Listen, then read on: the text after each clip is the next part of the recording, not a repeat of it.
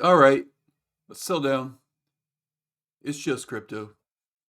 I am Just, but my mama call me Justin.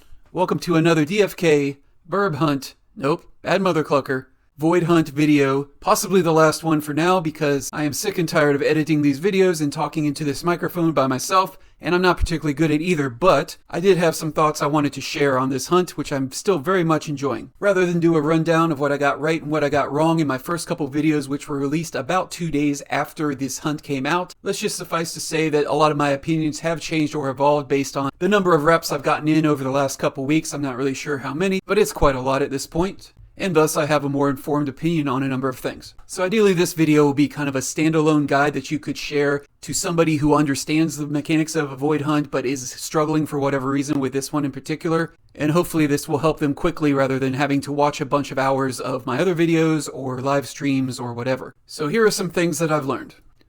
First and foremost, hero quality matters. Duh.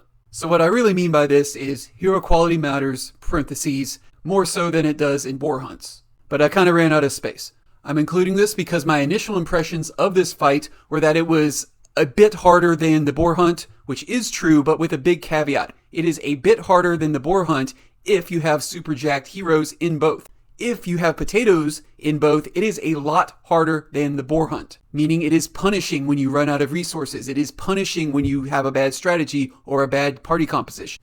More so than the boar hunt where you can kind of stall and take your time and use all your resources. This one really puts the onus on you once you start phase 2 to do what you gotta do and get out of there, or you will lose. So in terms of heroes, total stats matter a lot. Stat distribution, aka how you chose to level up your heroes, matters a lot. In terms of how much strength is on your knight, for example, how much dexterity is on your warrior, or your knight for that matter. Did this hero level up a bunch of some other stat it doesn't really need because it used to be a profession quester, stuff like that. HP and MP pools. Unfortunately, this is just luck, but it matters a lot. Heroes that are otherwise very good that just happen to get low MP distributions throughout their level ups are at a severe disadvantage, and it's something you'll have to work around. The dev said coming into this that you would want equipment, and that is true, but you don't need it. However, your equipment and all of these factors basically will pay dividends at your win percentage. Which is good. You want your efforts to be rewarded. Is it a little bit of a problem for new players coming in and getting their butts kicked by birds over and over? Maybe. But as more content comes out, as more scrub fights comes out, this encounter may end up being the hardest one for quite a while. I find it a little bit difficult to imagine them putting out an even harder one next. But yeah, this is something I've noticed a lot when using an alt account that has a bunch of my jobbers on it. I just went kind of in there because I wanted to play more hunts. And my main heroes were on cooldown, so I noticed a huge drop off basically.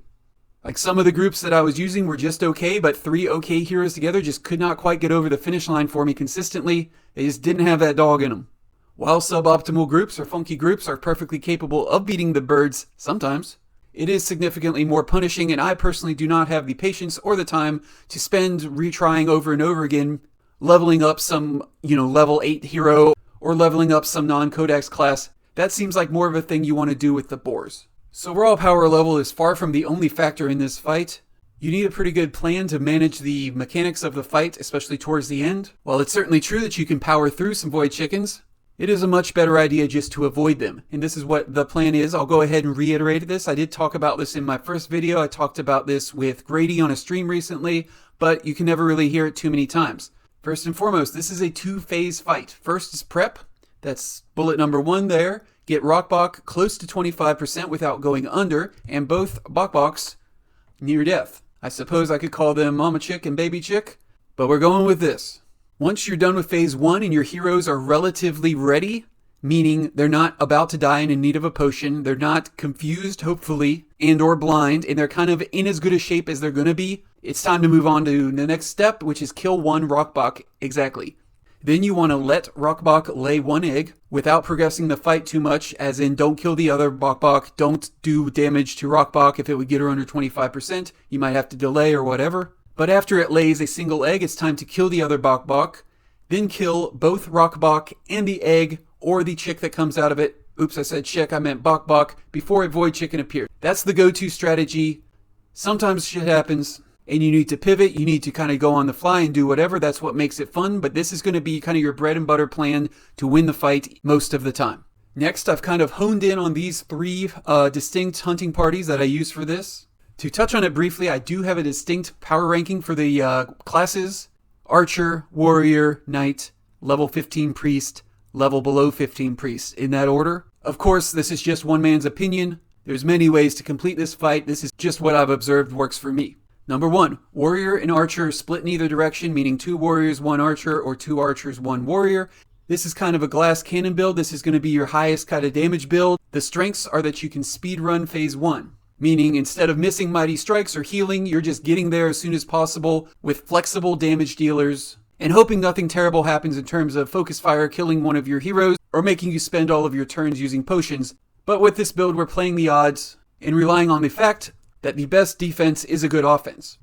I'm not going to go into extensive detail on all of the skills, but I will show the loadouts that I almost always use for these classes in this build. First, the Warrior. Gladiator Strike is just efficient, very good damage. Bloodthirst, now that I realize what it does, is actually quite good in this type of a build, where you have multiple sources of bleed between your warriors and archers, and the healing actually does add up. Next is my personal favorite, Gruff. Just a great utility skill to have available. Unstoppable for 2 turns is amazing. Range damage is sometimes extremely necessary. On my double warrior builds, I do occasionally run Whirlwind, mostly for fun. I don't think it's better, hardly ever, than the second Gruff, but I do like it. It is a pretty powerful skill in a vacuum. And then tier 4 is quite clearly Rapid Onslaught for me. It's just a high damage single target that works extremely well against the egg without the combo going where you do Gladiator Strike because the egg is so easy to hit. When I choose to pair a warrior with a priest, I generally pick Gladiator instead of Bloodthirst, just to get a little bit more damage than healing because all of these are basic attacks, so they do get buffed by that. And then the tier 5 skills aren't that great. I usually just pick Final Blow as a Hail Mary opportunity. Sometimes it's the only skill that can win you an unwinnable fight. Okay, for the Archer, I've settled on Piercing Shot. This is just a great, efficient, single target thing, especially against the egg. If we're going to bother channeling, we do want to get this bonus. It matters a lot. Piercing Arrow is a very nice AoE spell. It helps get bleeds out there for your warrior to heal themselves. But I don't use this that often. I don't care that it has Amnesia 1 now. I generally do my single target skill. I do Piercing Shot. I don't know how much, 70%, 60% of the turns with my Archer. I'm not sure, but a lot. And then towards the end, when you're kind of navigating the time bar, this is where you get paid off for using Shroud. But this is kind of my default settings that I would recommend you try. If you have level 15 on your Archer, I think Hunter's Mark is a really powerful choice. I've come up on it a lot. I've accidentally killed myself a couple times because I opened with double Hunter's Mark, just underestimating how much damage this thing was going to do. It's a ton. Plus it debuffs, plus it's pretty mana efficient. It's just a great skill. Next up is Knight Warrior Archer, which is quite similar to a Warrior Archer at least, with additional utility and resilience provided by the Knight. Okay, so here's the skill loadout that I almost always use. What I mean by added utility comes in this 3rd and 4th tier where you can silence or daze or push or stun, and that is something that a warrior can't do. In terms of resilience, I mean just the natural vitality and endurance buffers for the Knight, as well as for the King gives you more endurance, and Battle Ready gives you more block if you have the tier 5. But mostly what I do with the Knight is Mighty Strike. It's a really good damage skill, it does a really good debuff, it misses a lot. Welcome to Knights, but overall it's what you want. For the King, it's just extra strength and endurance. I think it's the most bang for your buck on the passives, but I don't really care. Iron Will or Forever Vigilant are both quite acceptable. They're both very niche. You don't want to use either of them very much in this fight, whereas in the boar fight, you did want to use Forever Vigilant quite a lot. Basically, the only reason to silence anything in this fight is a very important reason, meaning that last chick or some other random chick, Bok Bok, is about to cast Ominous Entrance to create a Void Chicken and ruin your run, and you have one shot with the Knight to silence it. This can be the difference between a win and a loss. So I usually just load it for that one instance. It comes up pretty rarely, maybe 1 in every 7 or 8 games. Shield Smash, however, the utility of this comes up quite a lot. It costs a lot. It's really good for breaking up channels because both the push and the stun interrupt. The only thing bad about it is sometimes you really don't want to push Rockbach, like if it does an early channel. So you might have to use some discretion on when this is a good idea and when it's just better to eat the Mighty Gust. But it's a really nice option to have, rewarding high strength Knights in particular. Alright, third on the list is a warrior, an archer, and a level 15 priest. This plays a lot like the warrior archer build, except we're substituting one of the archers for a priest as an alternate range damage dealer and throwing in some situational heals to counteract the fact that it is a weaker class than the archer, but having that situationally can be great.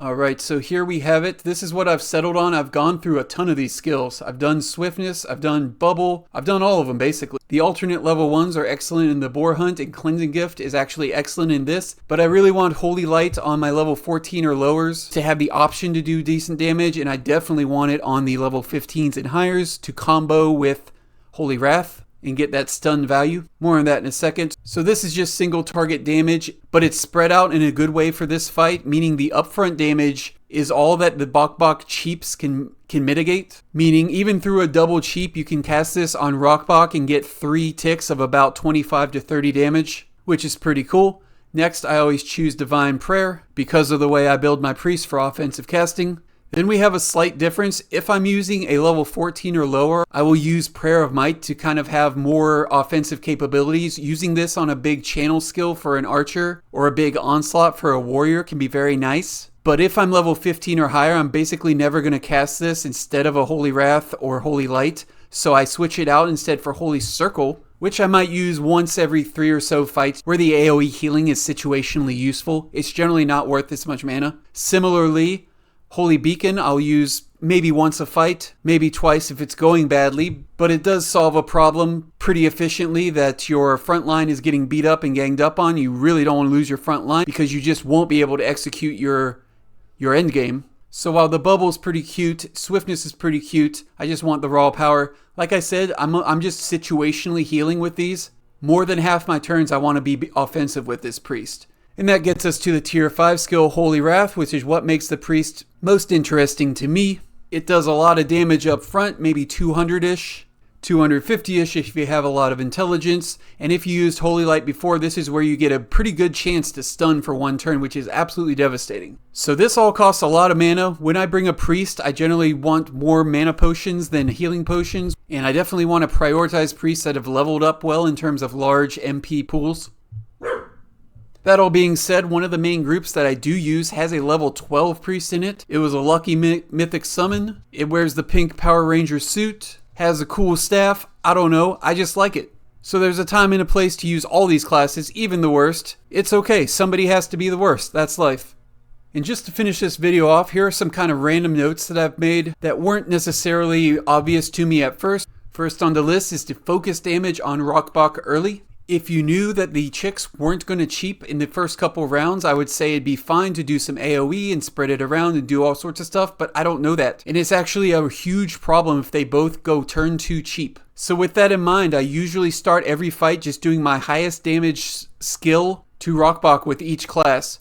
A small caveat is that I'll often use Gruff on the warrior on one of the backline cheaps, but not always. I think it's probably fine to just start with Gladiator Strike most of the time too. Next, what I mean by swiftness potion binary. If it's a 0, I'm either saving the potion because the fight's going really well and I opt not to use it, or the fight's going really poorly and I need to use a bunch of anti-blinds and healings or it's just over. But I let a couple of rounds play out and then I kind of just decide if I'm a 1 or 0 on the swiftness potion. Almost always goes on my archer, and you want to wait a couple rounds so that you don't run out on the most important round, which is going to be the last one basically, or the second to last one. What you really don't want to do is start with the swiftness potion just to have it wear off right before you have a round to kill a chick before it turns into a void chicken. Next is study the hard-coded actions for lay, egg, and ominous entrance. If you don't know what I mean, this is a good time to go back and watch my first video where I'm pretty sure I correctly described these 2 mechanics. Much like understanding Rampage and Nuzzle in the boar fight, it's extremely important to understand these 2 things. Briefly, Rock Bok will always use lay egg if there's 1 or more chick dead, and a chick will always cast ominous entrance if Rock Bok is less than 25% of her total health. Once you understand those 2 facts, it makes your strategy a lot easier. Next, patience is key. I pass turns all the time. I wait out debuffs. It's fine. This kind of comes with experience of knowing what you need to be successful in phase 2, which is kind of my next one. Try not to start phase 2 if you're blind, confused, whatever, half dead. The plan did not say you have to kill the first Bok Bok when they're prepped. And the plan definitely didn't say you have to attack every turn.